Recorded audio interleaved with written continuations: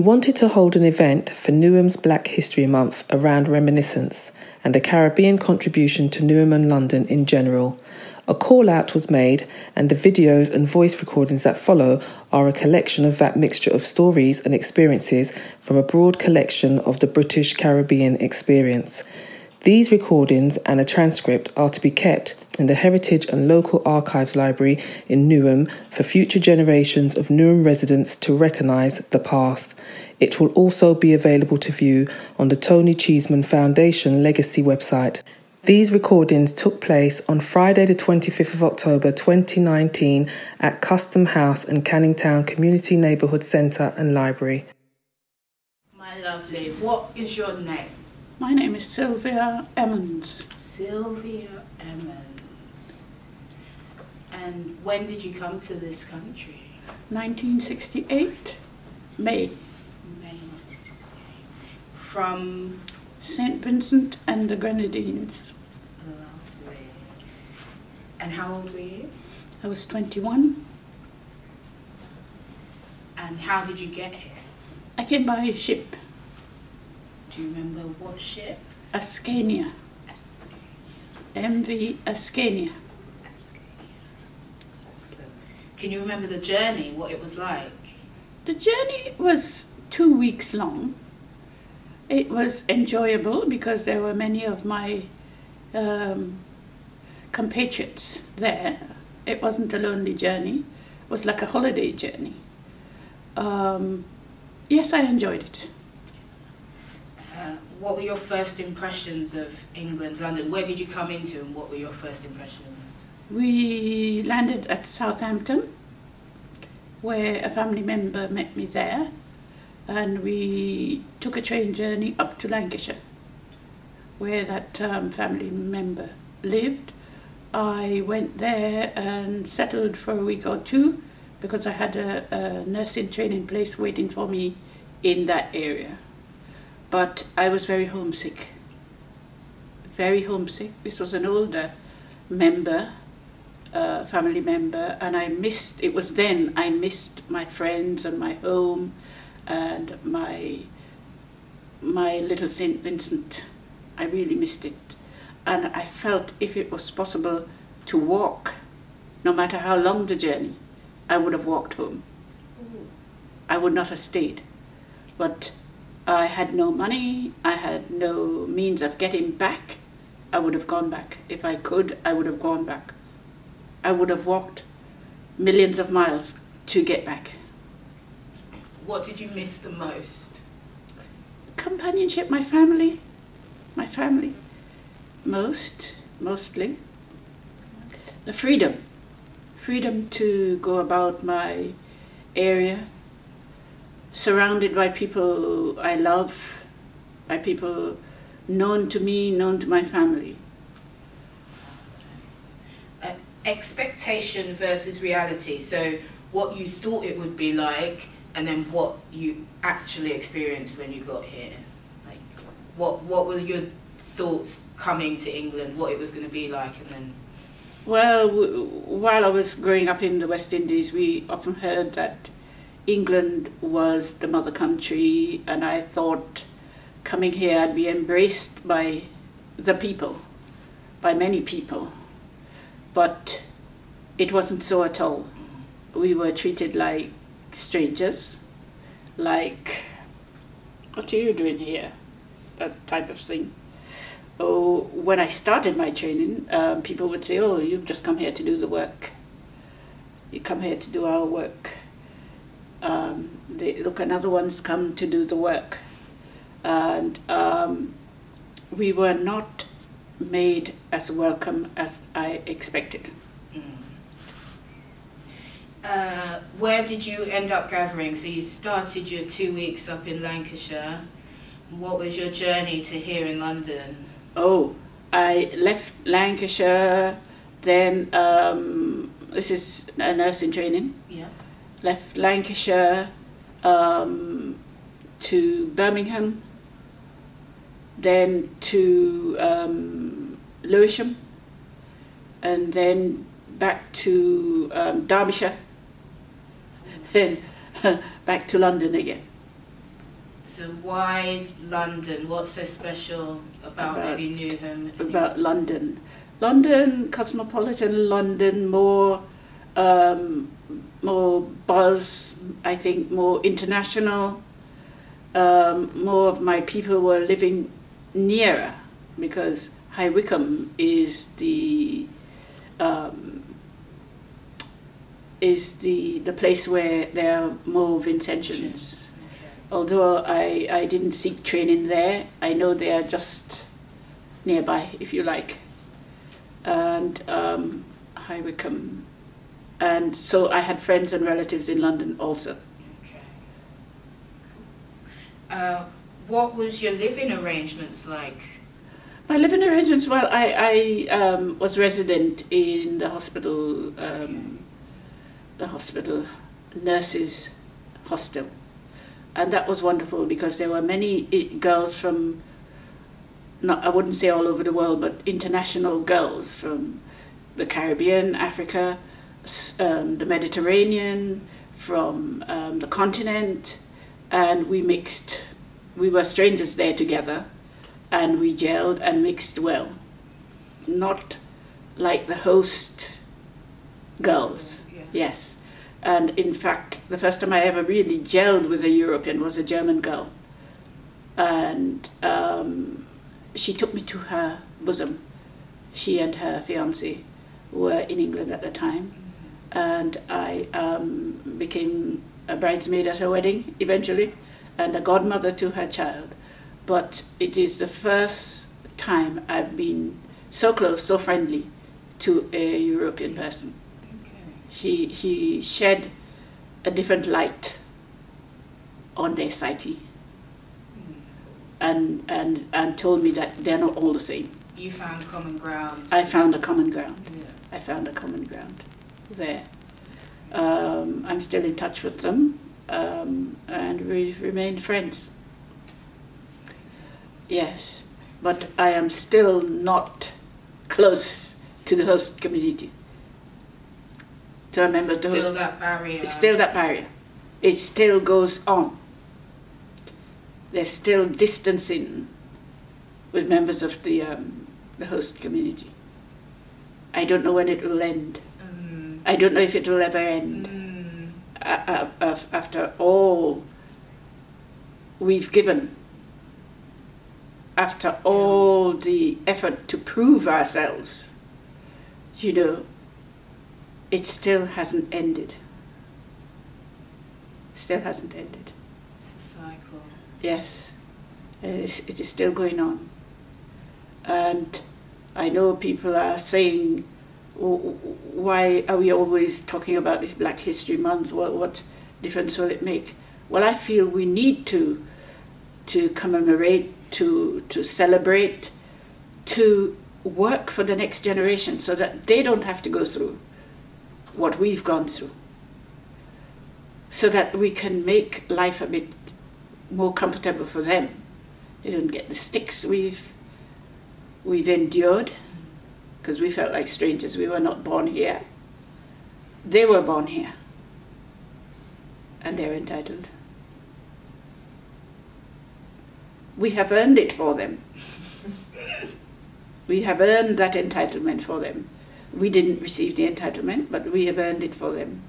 And for however long it takes, we should celebrate, commemorate, whatever, each year, and explain to them why we are doing it. Hence today. Perfect. Yes, hence today. Can I ask, did you bring anything with you to show maybe? No, unfortunately I haven't got anything left. No, that's okay. I haven't got anything left. Just memories? Just memories. Excellent. And they'll always be there, just memories.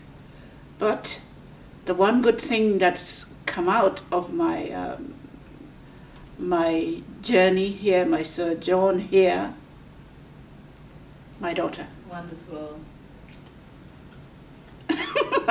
My daughter.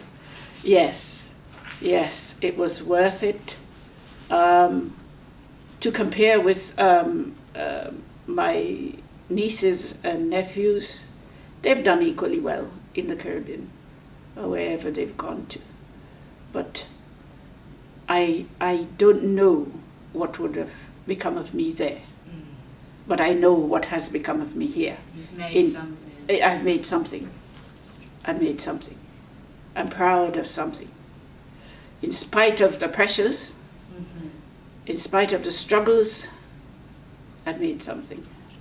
It was not easy working with children here. Your parents will tell you the same thing. That was the greatest struggle, because it wasn't easy to find child support while you were working. But we've come through. One last question. Would you go back? Would you go home permanently?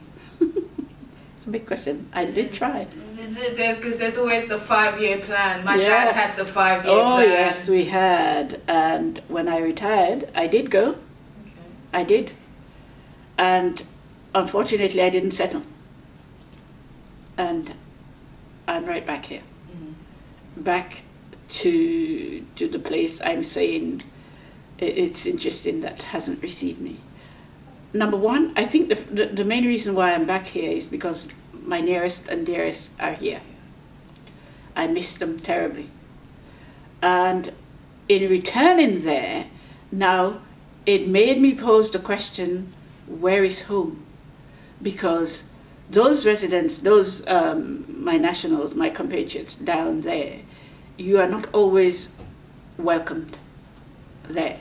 It treats you as a stranger. As a matter of fact, one person said to me, you left here for years and years. We looked after the country and now you're back to enjoy it. And our Prime Minister had to get on the air to talk to the nation about our contributions to our country of origin, that we're not strangers, we were born here, we were born there. And the people there need to welcome us and treat us as if we are Vincentians. And so I tried, and in spite of the difficulties here, difficulties there, I chose to return. To family. To family. To my nearest and dearest. Wonderful. Thank you very much. My name's Paul. Paul. Yeah. No worries. And what is your connection to the West Indies? Well, both my parents come from the West Indies. What island? I'm St. Lucia. Both of them come from Castries. It's very interesting about St. Lucia, because St. Lucia is the only country in the world that's named after a woman.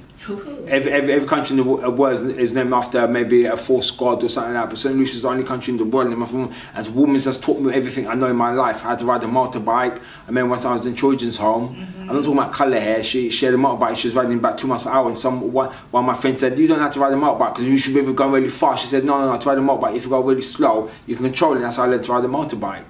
You know, another woman said to me, a woman falls in love via her ears and a man falls in love via his eyes. That's how you see some men think, how did he get a woman like that? He can have a fat bear guy and she's really nice.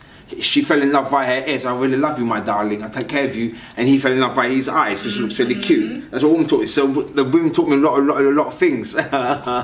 you know, so that's awesome. I'm just thinking. No worries. That's welcome. Yeah. I'm trying to change up my questions a little. I thought you was going. No. Do you remember your parents, maybe why they came to England? Well, I think they came to England because they said, I mean, the same was the streets are paved in gold. But if you're talking about gold, you're talking about it's African gold. I mean, it's only our gold only comes from Africa or somewhere like that that I know of. This country has no gold that I know of. Okay, and Africa's so rich, they're still mining the diamonds now.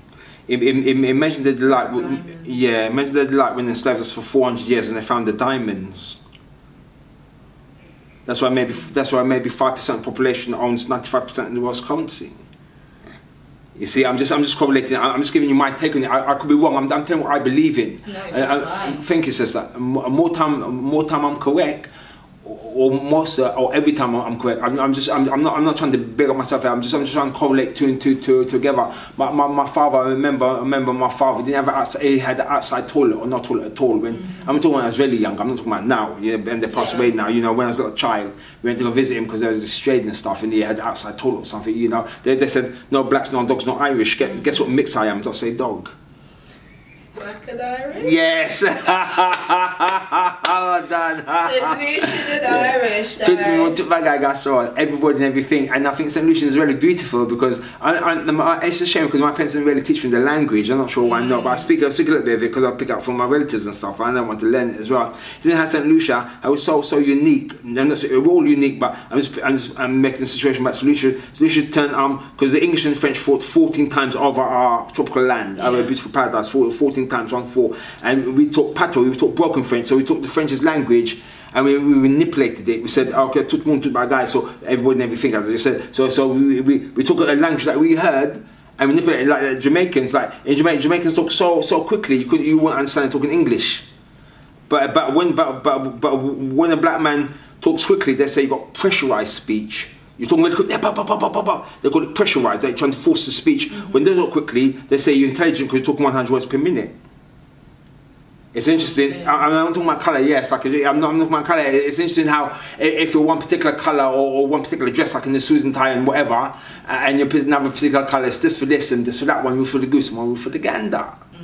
You know, and I've been talking to some people. I mean, maybe it's controversial, but you can edit as you please. Some people, I'm not mentioning about colour, because it's a correlation between the two. Some people need to pay for the genocide of the Red Indians. It's not their land.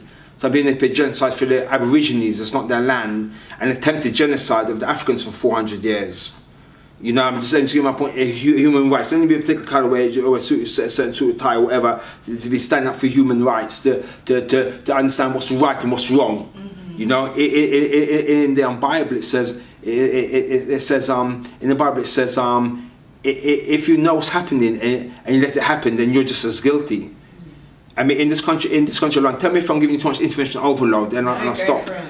It says in this country 200 children are missing per day. But with all the cameras, 200 children, you haven't found one yet? So that's a lot of children, not per 1,000 years or per year, 200 per day. You understand? And how do you think a person will separate the woman from her child? If everyone says, leave my child alone, it's just good. And I think it's by hypnosis, but I'm giving you my take on it again. Because I'm telling you, if it was normal talking, she'd say, we're doing my child, and she's screaming. And sometimes when people scream, it does something to my brain. Oh man, that's why you hear some people, if their wife dropped into the car, they're supermoon strength, and lift and pick up the car. Because we only use 5% of our brain. So if something happens, if a woman screams, to me, my neurons just something hit off, and they'll bang, bang, like that, but I don't hear screaming no more from a woman. And as I said, I illustrate again, I repeat, I emphasize, I believe it to be hypnosis. That's how they separate their child from the woman. And also not child screaming and say, oh, this man's taking me away, this woman's taking me away. So again, I'm confirming, I believe it to be hypnosis. They also say, I'm talking about I'm more of a spiritual thinker, it's really deep. You think, it's like, we're going too far. Yeah, all right. So maybe I should stop. No, go on, just go on, this point. All right, so, thank you. So there's a rumour, they say the devil lives in the sea. Okay, and if that be the case, the reason why he lives in the sea is easier to swim in the sea than to crawl on the land. It's also when Noah was here 400 years. So there's 49 of the world thinking of the world. Yeah. It was a good swimmer, a good floater, because you can't swim for 24 hours a day, be tired. It's a good floater. You can float on. You can lecture that float. I'm not the devil. You just float. Yeah. No, he wasn't a ship, darling. He will not know his art. Eventually, they created ships in order to carry all these people. Like the devil lives in the sea. Yeah. And remember, Jesus. If we read the scriptures, Jesus threw the pigs in the sea. Yeah. I'm saying because they were bad pigs. We don't know what the pigs done, but he think they were bad pigs, so he cast the pigs into the sea. And they said the devil lives in the sea. I'm just putting two together, sister. You understand? Yeah, you understand? Done. Thank you so much, my love. May I ask you, what's your name, my lovely? I'm Phyllis Grant. Phyllis Grant. And what island did you originate from? Jamaica. Jamaica. When did you come to this country? I came here in 1992. 1992. Phyllis Grant, Jamaica, 92. And can I ask why? What made you make the leap from Jamaica to come to London, England? Well, first I think I would find a better life here. Okay. And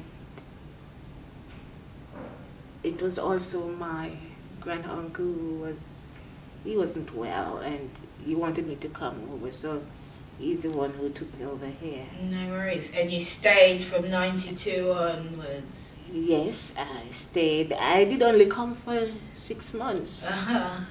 But then someone said I could stay, you know, for longer. Mm-hmm. So I asked the Home Office, I called them and asked them if they could give me a longer stay. Mm-hmm. Well, they said they couldn't do it just like that. I would have to get registered into a college, and from then we could sort out my extensions. So that's what I did. I registered into a college in Hackney. It was a computer college, and I did the computer in there for a few years, and then I got my extensions each year until I got married. I was Phyllis Nelson, so I got married named Phyllis Grant. No worries. And Awesome. while going to that college, I was doing some cleaning job. But then they wanted some nurses to work in the hospitals, and I heard about this agency in Forest Gate who recruit us and train us to work in both hospitals and nursing homes.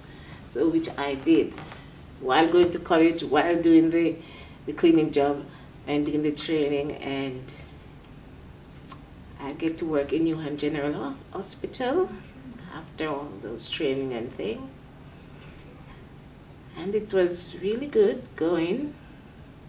I didn't bother go to college anymore because I couldn't take the college anymore. I got my job, but before I got the job, I have to do 9 months volunteer work, both in the hospitals and the nursing homes. But I like that. I like it very much. And I continued until 15 years doing my nursing job. And you were happy there? You liked Yes, Newham specifically? Oh, Newham specifically. That was the first hospital where they called me to work. And then they called me in other hospitals as well, like in Homerton, in Whipps Cross, and Royal London, Myland College Hospital, and the King George's, and many other hospitals in London, which I did very well. I loved it. I love nursing. It's really a good job to do. And so now I'm not doing it anymore. I've retired and arthritis take over my knees. That's why I even stopped nursing quickly. Both my hands and knees. But now I do singing. I'm a member of the Newham Super Choir, and also a member of the Stratford East Singers. I'm in those choirs, and I do drama classes. I'm a drama woman as well. I just did my last one Friday, and it's good. It's going good. Keeps the mind active. Yes, I keep very active. Excellent. Very active. that's one of the things that keeps me from the pains. So may I ask you just one last question? So seeing as you came quite late anyway, would you go back home to Jamaica? Is that the plan, or you settled here in London now, you think? I think I have settled here in London. Yeah. I've been backward and forward to Jamaica from time to time. Never lost that link? Could never. I still have my relatives there. One of my daughters is still living there. And I travel backward and forward. So it's been very good. Excellent. Thank you, Mrs. Grant. That's all. Please, could you state your name? My name? Yes, please. It's Winston Pinder. Mr. Winston Pinder. When did you come to this country? I came in 1954. The 14th of November 1954. Wow. And how old were you? 21.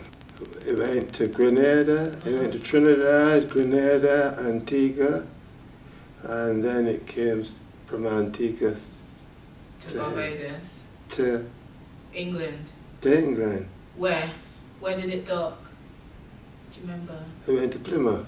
Plymouth, okay. Such a long time now. I know, it's a while. I'm asking you these questions, you got to tick them out of the vault. What were your first impressions of England, London? Why did I come? It was a dull day, it was snowing, and it was foggy, and it wasn't anything that I thought England was going to be. Yeah, that's my next question. So, expectation versus reality, what you thought you were going to get and what you actually received when you got here. What was that like? Well, a few things didn't turn out right. First, I came because of a friend of mine, and he told me that you could get into university easy. And when I came here, I found that that couldn't happen. So I had to go and try to get into Polytechnic. And when I went to the Polytechnics was all filled up as well. So it was all my intention to come here for about 5 years and then go home again. But after I couldn't get into either the Polytechnics and thing, I didn't want to hang around doing nothing. And I was a trained telephone technician. So I went and I got a job as a technical officer, technician at with London, with the GPO. Used to be the GPO at that time. Okay. So what did you miss the most? What did I miss the most? From home? Everything. I was so happy in my setting in the Barbados. I had a good, comfortable family, and things were all right for me. So I missed the most. But I had gone to Guyana for 18 months before, so I know what it was like. I had a touch of what you could have. And then I was lucky because I came and I lived in a house with quite a lot of West Indian boxers. Boswell St. Louis, you would know these names, Yat Sabir, Claire Redman. So it was, you know, they were all from Trinidad. Okay. Yeah. So whereabouts did you gather? Like, what was your living arrangements? Well, I had a big front room that I never got heated. I left that house and I never got that room fully heated. His house was belonged to African guy, fairly wealthy family, and a lot of students and boxers were sleeping that day. When I get there, there was only one room that was available for letting, and that was the front room. And it was a tremendously big room. And those days you used to heat the room with tall gas fire. Put it in the corner of the house. And I never got that room heated. Not to my liking. Oh dear.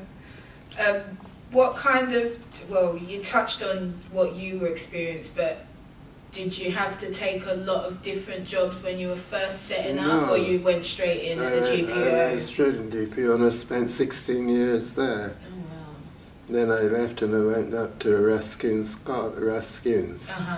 out in Oxford. Amazing. You went the education route eventually? Yeah. No worries. Would you, so like you said, you had a 5-year plan, and then 50 plus years later, we're still here. Well, I always see Barbados as my home. So I'm always hoping that I will go back sometime. I go back there, I've got property there and everything. So you never lost your link at all? I guess I have a home here too. True. And I have a family here. Yeah. So that's something that I have. I see both of them as my home. When I'm here, I said I'm going home.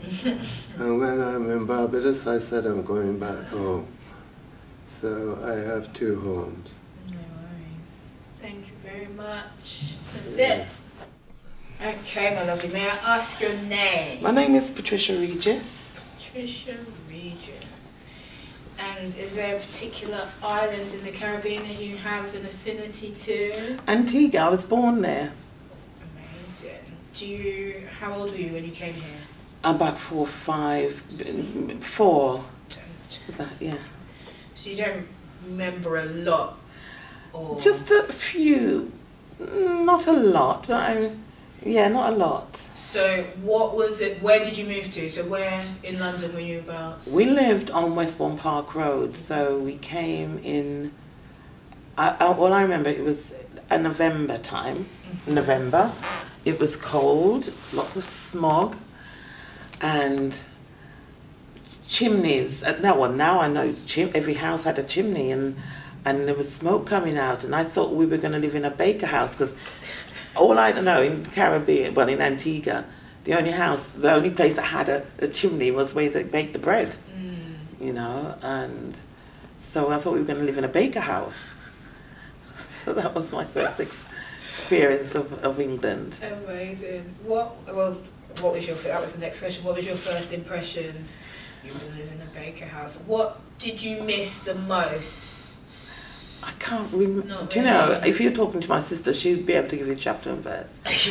I vaguely remember going to the beach with my mum and digging cockles out of the sand. I remember going to a carnival and one of these guys on stilts looking down and scaring me. So I must have been very little. But I don't remember much else. I know we had a shop and we had 2 dogs. And so I can't say I missed anything. Yeah. And I don't even remember, you know, that transition or thinking, well, I was there, And now I'm you're here. Yeah. It's just all one seamless. Yeah, yeah. So what was it like growing up with like a West Indian family, but in a very much British English society? I was aware that we were different from the English people. We shared a house on Westbourne, 149 Westbourne Park Road. It's not there anymore. They pulled it down, put flats. Shame. And I can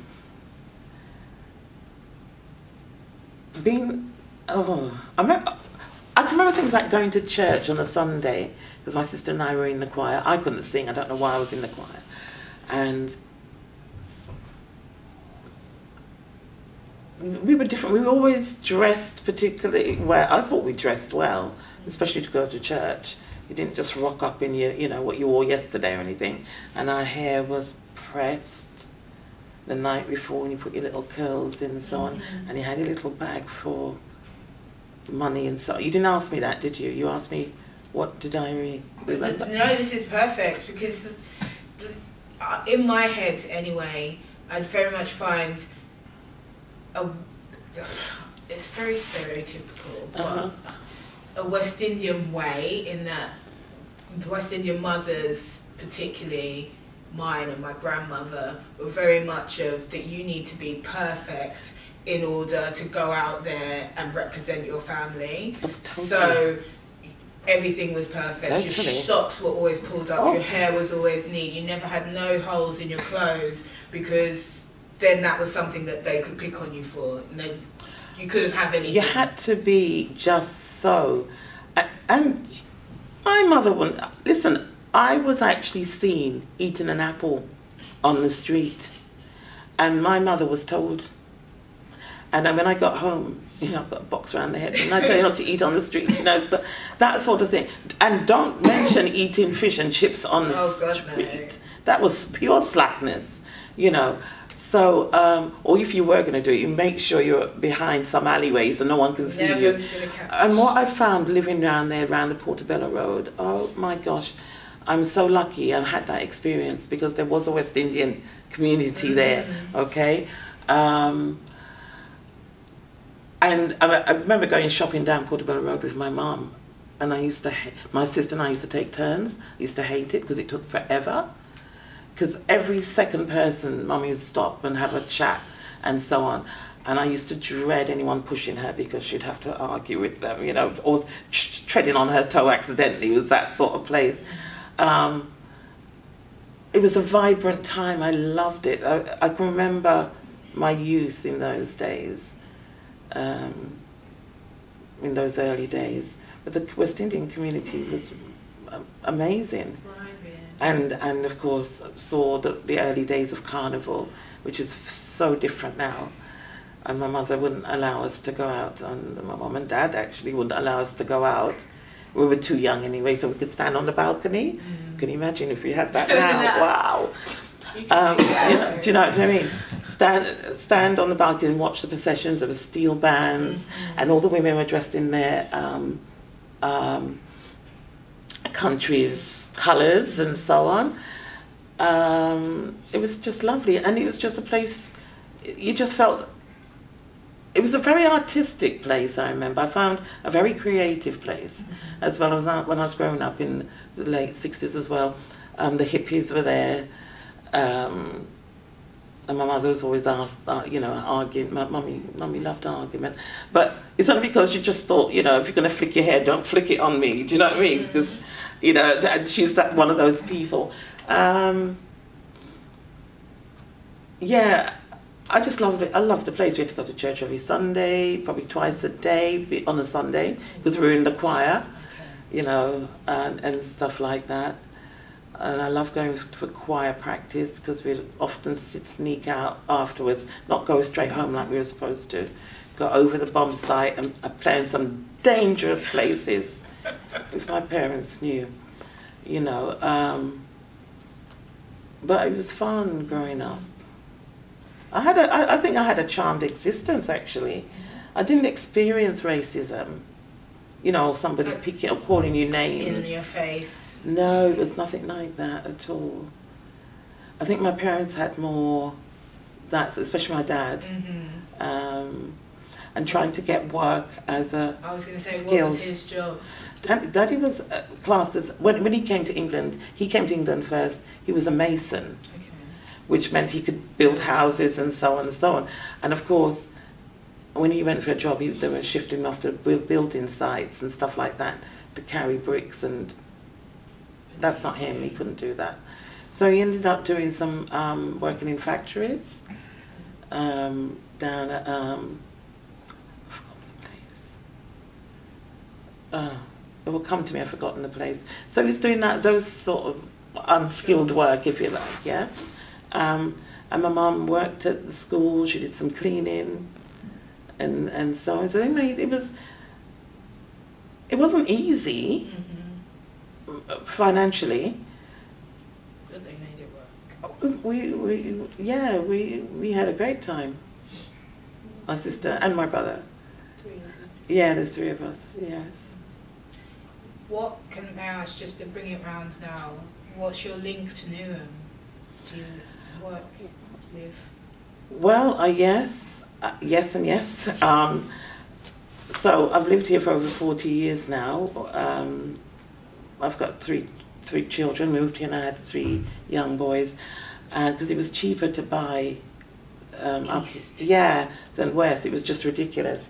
I had a lovely flat just in Liston Grove back in the day, but it would cost an arm and a leg to buy. I wasn't working, had 3 young children, so my husband said we all moved to East London, which took me ages to adjust to. It's got a different vibe. It's definitely a different vibe. It's got a different vibe. When I came here, I have to be very honest, I thought, where's the black people at? And furthermore, where do they walk like they're frightened? Because they were, you know. You didn't get that in West London. It was a different... hey, we had the Mangrove, you had All Saints Road, where, you know... I can't even remember that there was a restaurant there that was opposite my dentist, and my mum used to say, when I had a dental appointment, when you go to the dentist, just walk straight. Don't look across the road, because there's always about 3 or 4 guys across the road. You know how they shout out and go, and hey, you know, and all this. Keep your head straight. So always remember, don't look at that side of the road. And when I got old enough, I said, I'm going to have to go to that restaurant, you know, but they'd closed it down by then. Because I wanted to do all the things my mum said not to do. But never mind. Yeah, I found East London very different than West London. And I think there was the colour thing going on here a lot, which is something I wasn't used to at all. I think it also that it still is poor area, and then bringing another set of people into an area that's already poor and there's no jobs, there's going to cause resentment, and I feel like that was a catalyst for a lot of aggro in East London as well. Personally, I thought it was a lot of ignorance, quite frankly, because in West London, I think West London, you had time. When my dad came late 50s, 60s, these guys had to fight, literally fight, to get where they are. You know, what do you call it? Employment law change, race relations law, legislation and stuff came in. The people had to, and I don't think the young people realised, they didn't just drift, you know, until they're here now. They had to fight to get legislation change and recognition and so on. People have been through a lot. So I moved here with the children. That was getting the children in school was very difficult for me, because I knew they were picked on. There were like 3 black kids in this school and very few. And the 1 or 2 that were there were treated terribly. So I was always up to school. I was always in the school until I became a school governor. Because I used to go and say, this and this is happening and so on. Oh no, we don't have that sort of thing going on here. You know, like I was making it up. And I didn't believe my children. So since I'm still a school governor and a trustee member. And so the boys were growing up, and I got a job working for Newham. So I worked for them for 28 years in their legal department, and retired 4 years ago. Covered a lot of questions. Maybe my last one. Yes. You were really young when you came. Do you still have links with Antigua? Do you go home? yes. You still got family there? Yes. You still see it as home? I do, because there's a bit of family land there. So we're sort of nurturing this little bit of land that we don't know what to do with. I have got a lot of links with the Caribbean. Do you know why your parents chose England? I don't actually, because my dad had worked in America and so on before. I think it's just opportunities and so on. And when they came, and you'd find most people from the Caribbean, when they came to England, they didn't come to mess about, they come to work. Yeah. They want to educate their children. And I have total admiration for them, because I don't know how they did it. They couldn't get bank accounts. Okay. They did their little partner, or box money, and brought houses, and we've got a lot to learn from that. And unfortunately, a lot of that's dying out. I don't know. For sure. I don't know how we can generate that again, and that strength and character that they had, and resilience to put up with all the nonsense that is manifesting itself even more now. It's been under the surface for a long time. Now it's coming out even more now. True story. Mm. Nice. Thank you so much. Okay. No, I'm not moving now. Okay, my love. Can I just ask your name? Precious Joy. Precious Joy. Amazing. Yeah. And what island did you come from? Jamaica. Jamaica. When? How old were you? I was 8 years old, and it was August 1964. August 1964. Wow. Yeah. So, in 1964, when you got here, how did you get here even? I came by plane, BOAC. BAOS, I've heard that Yeah. phrase already. And can you remember the journey? Where did you come into? Maybe? God, where did we land? I think it was Heathrow. And you stayed, did you stay in London? No. What was your journey? What was your... Well, my father met us. I travelled with my younger brother. He was 6 at the time. And my father met us at the airport. And then we had a train journey to Birmingham, because that's where we live. That's where they were living. No worries. What were your first impressions of England? The grey skies, smoke coming out of the top of the houses. Yeah. My mum has that story. She said that she was flying on the plane and she looked out the window and she called the stewardess over because she was like, the house is on fire. Why are they all on fire? She couldn't understand that you had a fire in your house. She was like, huh? Yeah. Why would I need such a thing? Yeah, so even though it was August, I remember that image. That it must have been a wet, cloudy day or something. It, you know, we was not hit by the sunshine. That's true. You were still quite young, but what did you miss most when you got here from home? Playing outside, the trees, you know, the long grass that I grew up with. I remember that from my childhood because I remember plaiting the grass. It was so long and so soft, and I didn't have that in Birmingham. Magic. So my next question is expectation versus reality. What did you think it would be like versus what you actually got? Maybe. Again, you were quite young. But yeah, I still. didn't have much expectation. I think I had bought into the story that the streets were paved with gold and there were money growing off the trees. And there was none of that. True.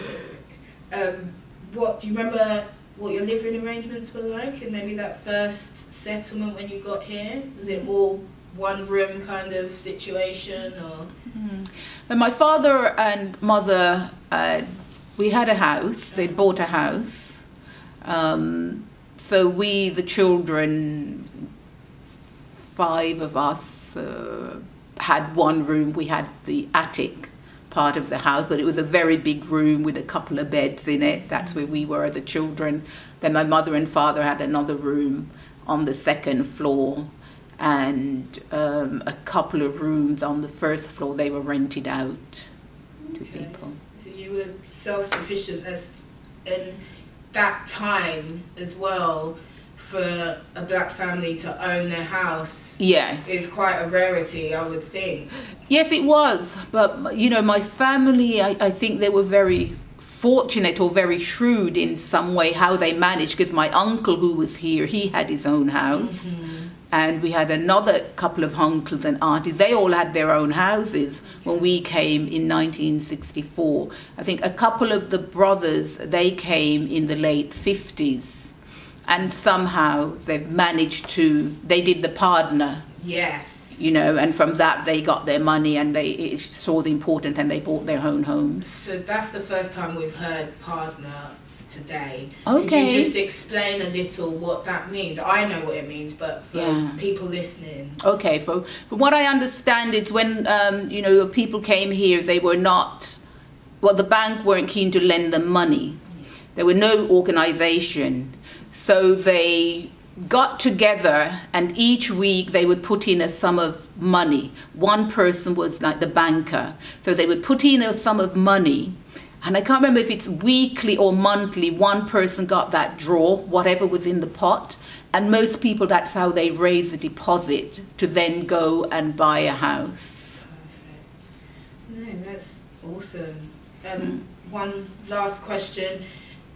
Would you return home, or is this now home?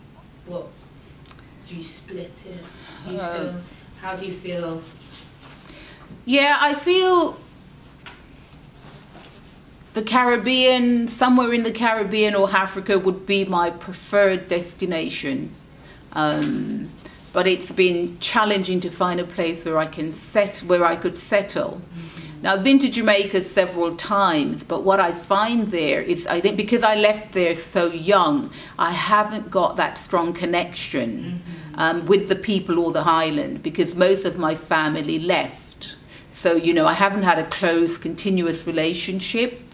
And so that makes it rather difficult, yeah. But I'd like to be able to go there and stay for a period of time to do some work, make a contribution towards education and personal development, that kind of thing, and teach something about Black history. Black history studies, I find, is very, very important. Yeah, you know, sure. And especially the islands at home, yeah, to have a self-worth as well, to understand that that's just, it's not just this little story here. Yes, self-identity, I believe, is very, very important, especially with what I see, the increase in mental health problem among people here in the UK and even in the Caribbean and Africa. There's, you know, that's really on the rise. And I think a lot of that is due to the false self-identity people have taken on.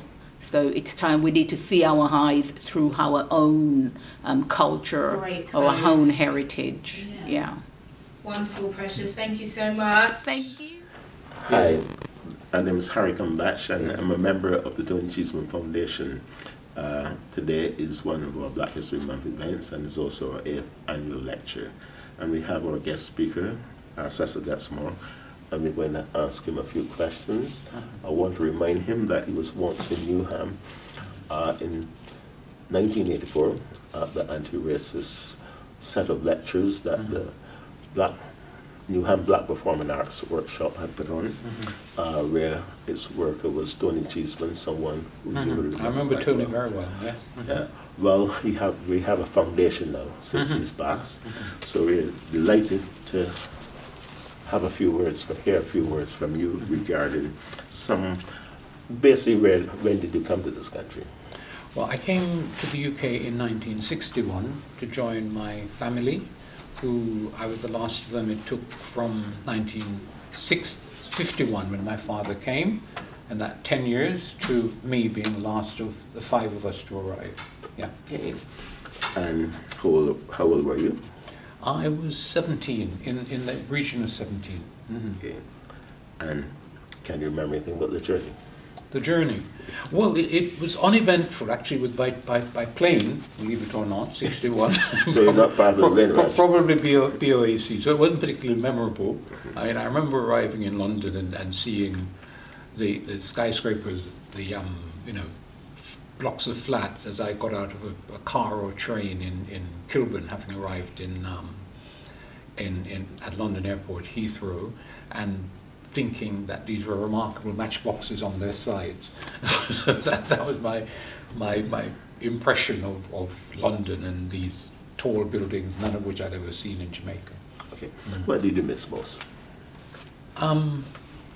I don't know, I spent a lot of time missing, you know. It was a very different situation from the one that I'd left, which was rural Jamaica, a small town, in which I was active in the church and so on and so forth. And London was very different, and it took a lot of getting used to. So I concentrated less on missing than on getting on with being here. Okay. Yeah. So how did your life develop? Well, interestingly, I ought to say, I came even though I'd already done some exams. I'd actually failed them. It took me so exams were difficult for me until I discovered actually in my first year at university why I was doing so badly at exams. And the simple reason was that I wasn't writing the papers properly. I was spending too much time on the first question, and so I wasn't writing balanced papers, so you'd have one good big one and next to nothing following. And somebody who marked my first year papers at university told me that, and it was smooth sailing after that. So essentially then, what I did was that I was intending when I first came here to be a pastor in the Baptist church. And one of the things that we did, my father was a deacon in the church in Brownsbury Baptist Church in Kilburn, so I became involved there. But I have to say that I was intellectually curious and spent a lot of there's a library close to where we lived in Neasden, just across the North Circular Road from where we lived, and all of the books that had been criticized by the Christian fundamentalists of my childhood were there. So that Darwin was there, and Voltaire was there, and Tom Paine was there. And all of these thinkers made more sense than the fundamentalists did. So I abandoned any belief in the Christian version of what we're doing here, and went on from there to complete my education. By the time I finished my O-levels and A-levels, got quite a few of them, I think about 4 A-levels, including a scholarship level pass in merit in English literature, and went on to university. On the way to that, I spent time working in a factory briefly in Neasden, Associated Electrical Industries, long gone, because that area when I came was actually very industrial. That part of Brent was full, literally, of a factory called Smiths. They made clocks, and their legend was Smiths, a name with a world of meaning. And all of this, along with the factories that were along the North Circular Road, have disappeared. There's a great transformation of London, which we witnessed, from being effectively a light industrial city to being a service city. So I worked in their factory briefly, and then whilst there I took an exam for the civil service, which I passed actually quite well, even though I'm saying that, bad at exams, and worked in the civil service. And whilst there, they gave me time off to study, and my brother and father, and then my brother is still alive and well, so I want to thank him for funding me to go back to Kilburn Polytechnic, where I completed my A-levels, and then I got placed at LSE to do one subject which I thought the better of, which is social administration, and I went to the University of Leicester to do political science and sociology, and really the rest is kind of history. How are returning back to the Caribbean? Have you done it, or? Well, yes, I did that, but long before I did that, I spent time researching in London, I spent time teaching in London, I spent time community working in London, and one of the most exciting periods in my life was when I was community working in Ladbroke Grove, work in a place called the Black People's Information Centre. It was a centre that was run by an interesting man who died last year called Roden Gordon, and he invited me almost out of the blue. He said, "Got small, why don't you come and work with we?" And so I went, and I mean I hope I gave some service to to the community, but it was my biggest learning experience, because all of we had the place advertised as being able to help with housing, education, all kinds of things. There's a very famous window that it had with all of this stuff labeled up. Plus, it advertised in the Caribbean papers. So people came, and they came with all of the immigration problems, their legal problems. We were involved in legal cases, for example, the Cricklewood Carib trial from 74 and so on. So it was very much at the heart of things. Of course, the carnival was involved as well. 76, that carnival uprising, actually wrote a letter warning the authorities that something drastic was likely to happen, given how we understood them to be trying, if they couldn't get the carnival off the street, to control it on the street. And myself and Darcus Howe, who's also passed, were, if you like, the two activist intellectuals who were challenging the authorities around that. So long before I went back to Jamaica, which was in 97, I spent the time after university working variously, including in that community work that I've mentioned, and also lecturing variously around London and Reading, but most interestingly towards the end in the place that is now London Metropolitan University, where I taught Caribbean Studies, and that's what I went home from in 97, having married a very interesting and wonderful sister called Caroline Cooper, who is now Professor Emeritus of Caribbean Literature and Cultural Studies, who just resigned from the university. The marriage didn't work, but she's a wonderful woman, and we're still very much still friends. Yeah, I just want to move on. As I said, in 1984 you were here in Newham during the anti-racist year, which was something the GLC had done to fund local organizations. And Tony Cheeseman, who was, as I said, a worker for the Newham Black Performing Arts, among with a team of us, put together a series of lectures, and you did one. Can't remember the title lecture, but I know it was very interesting. But also now here, quite a few years on, you're back in Newham doing another lecture, this time on the Black History Month. And this is our 8th lecture for the Tony Cheeseman Foundation. I'm doing something outside of here, like an All Histories Current, and yourself and Barbara Ellis, who were both done other lectures, are both doing lectures this year for this year's Black History Month. So I just would like to say, just a word on the theme, All Histories Current. Yeah.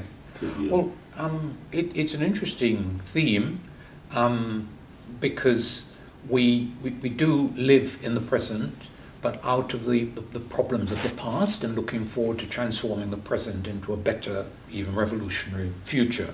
So history is in that sense current and important. You mentioned 1984, and it's important because there's a book by that title that predicted all kinds of developments in modern and Western developments which haven't quite occurred as that author said. So what interests me now is the extent to which the Windrush, which I'm in a way talking about today, the Caribbean experience of migration to the UK, that we're in the moment where the British state, which treated us very badly, has been caught in a web of its own lies and deceit and mistreatment of our people. And I'm interested in both what our people achieved as migrants who came because we were seeking social, intellectual, political, economic betterment, and what we achieved on that way, including getting education here and migrating back either to the Caribbean or to North America. One of the things that I'd like to see, and it probably escaped anybody's attention, is the extent to which people got qualifications here and then migrated to North America. A whole heap of nurses and people who went from being nurses here to taking US education opportunity and becoming doctors and all kinds of things over on the other side of the Atlantic. So we have extraordinary involvement in this place and achievements here, and which, because of the circumstances in which we found ourselves, we also have extraordinary challenges.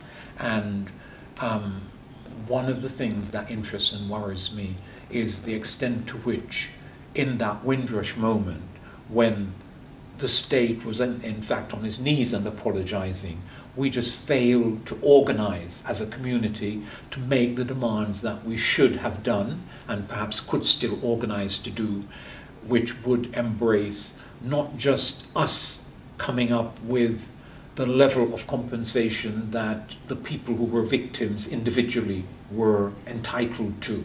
We allowed the state to do that with the help of a black barrister, and more than that was required on that front. And then the other thing that we in fact needed to do was to demand of the state that, in addition to acknowledging that it had damaged individuals, it had also damaged the community, and that compensation to the community in the form of funding, for example, to the struggling black cultural archive in Brixton and a number of other centres like that. In the moment of the Windrush crisis, that entity was having its funding cut back. And it's extraordinary that we allowed that to happen when, as I say, the state was at its apologetic worst, and we were at our organizational worst by just not rising to that challenge. And I think that our young people need to know, not in any way to disparage us older ones, the extent of the combination of achievement and failure, which we are responsible for, and the extent to which they therefore have a duty to understand what happened, understand why it happened, and to be embarking on a program of serious recovery. I don't know Newham, but for example, if you go and look at Notting Hill or Brixton or Hackney, you will see that 20 years ago or 30 years ago, the community controlled centre after centre. Sometimes there were private things like clubs, but also community centres and so on. Go back to any of those places now and see the extent to which all of that is drained out of our hands. And the question is why? And the other question is, can that be recovered, and on what basis can it be recovered? And that's kind of one of the duties that now falls to the young people. And we have to tell them, admit and lay out the structure and nature of that failure and encourage them to take it on. And I'm encouraged by the young people. When I meet our young people, they're enterprising, they're organized, there's a bit too much individualism, so more collective and cooperative effort is required amongst them, but they're bright, and there's much they could do to rescue the situation, and they have to. Thank you on that positive note. I would just like to say we all look forward to your talk this evening. Thank you. I do my best. It's a pleasure. Thank you, my brother.